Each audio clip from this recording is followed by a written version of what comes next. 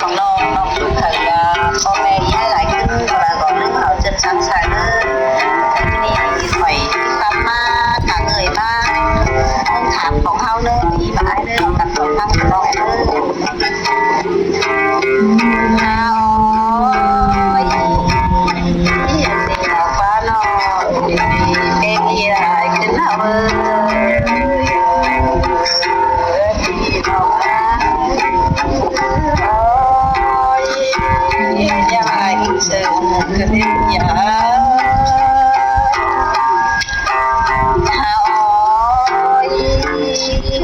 เส้นเบอร์เขารอสร้างแบบแค่จริงกันเลยแต่รอหน้าตรงแบบฟิตเฟอร์ของหน้ามันหนาเอาหนาโอ้ย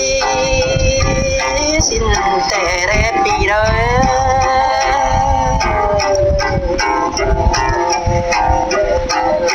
เด็กตัวเมืองรักน้ำคืนเห็นนุ่มเมืองเฮาเด้โอ้ยสิ้นแต่เร็ดปีเด้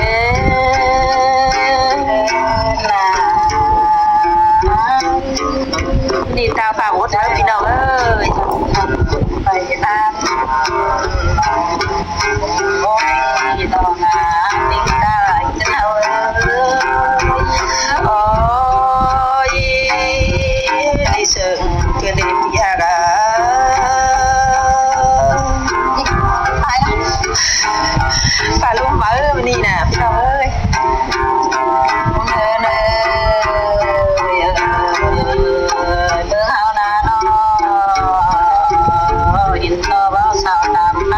สงสัยแต่เรา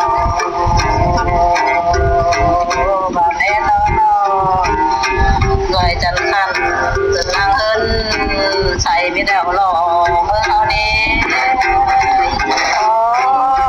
ยจะได้ยินเสียงขึ้นเด้ยินต่อลายสัมพูดได้คือมองข่าวจอยคือน้องพี่น้องมาจริงกายกันเอาโอ้ยจะได้ยินเสียงจะได้ปียาน้อยยิ่งงานน้อยจะไปเอาน้อยเจอใบเบาหอนนุ่งดึงสังโลพี่น้องมาจริงหลายโอ้ยที่ได้ยินเสียงเฮาก็ได้เปียตรงหน้าได้เกยเธอโทร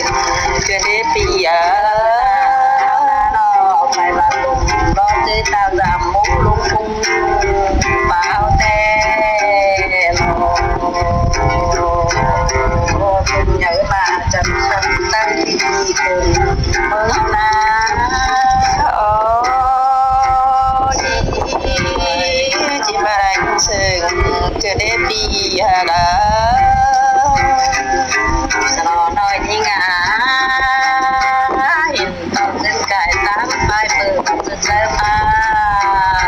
เกิดเดนอปัญญา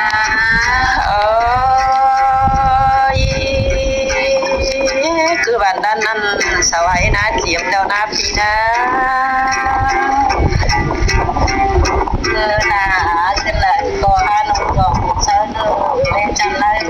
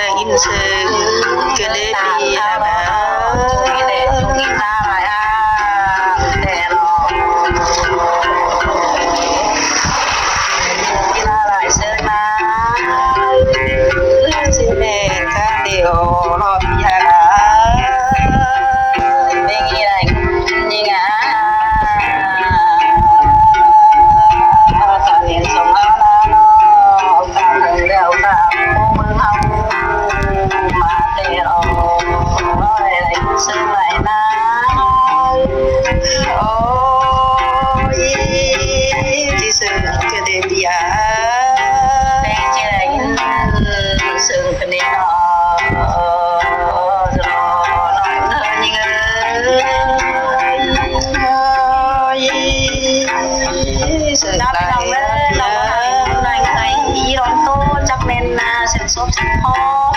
น้องขอว่าแม่นเอาน้องตักหลาเอ้ยไปทำคาปี้เลยไปบอกครับเซลว่าน้องตักหลาบ้านเฮาจูบสันลาไปซอไหลนังน้องใจมันมากไปนั่งโคชะลังเพเนอร์พี่น้องพี่น้องขึ้นเด้อเติงขานเจ้าแลปินเอโมไรเขารอถึงขานเจ้าแต่มีติ้งแก่ขายไตนะ